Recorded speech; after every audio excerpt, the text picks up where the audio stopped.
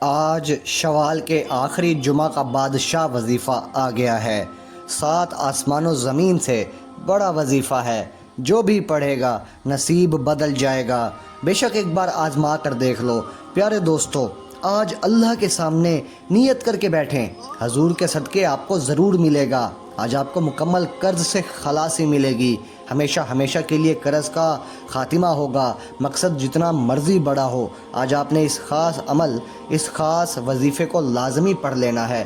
اپنے خاص مقصد، خاص حاجت کو ذہن میں رکھیں اور فوری طور پر ایک مرتبہ اعوذ باللہ من الشیطان الرجیم بسم اللہ الرحمن الرحیم پڑھ کر وظیفے کا آغاز کریں۔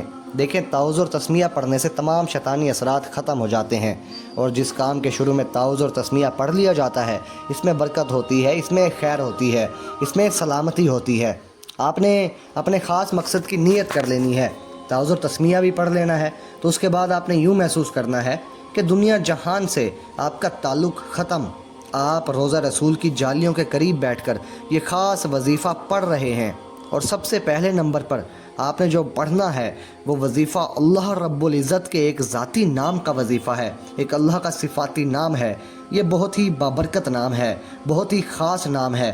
آپ نے یا اللہ یا رحمانو اس کو پڑھنا ہے، یا اللہ یا رحمانو۔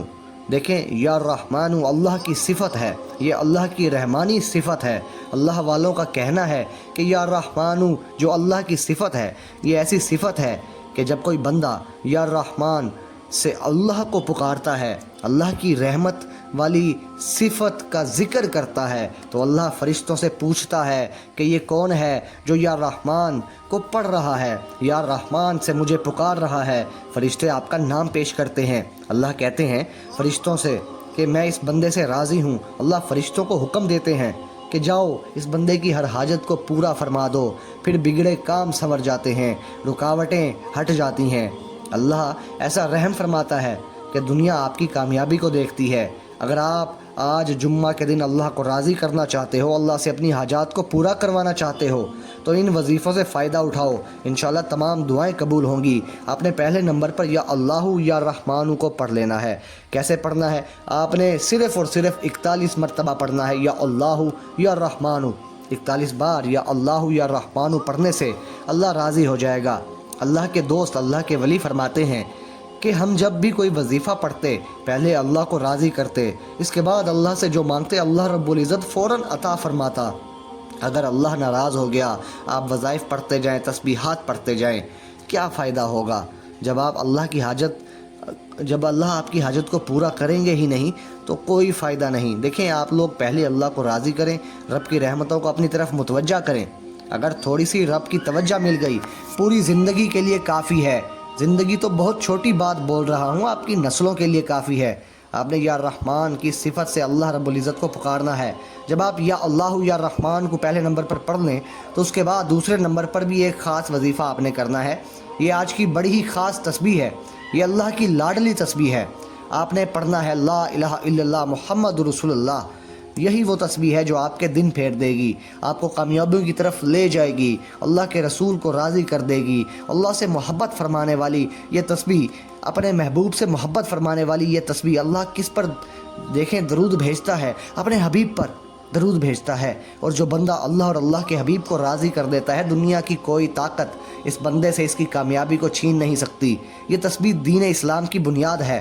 ہمارے مذہب دین اسلام کی بنیاد یہی ہے، دروازہ یہی ہے۔ جس کو دین اسلام میں داخل ہونا ہے، اس کو اس دروازے سے اندر آنا ہے۔ لا الہ الا اللہ محمد رسول اللہ اس کی کنجی ہے۔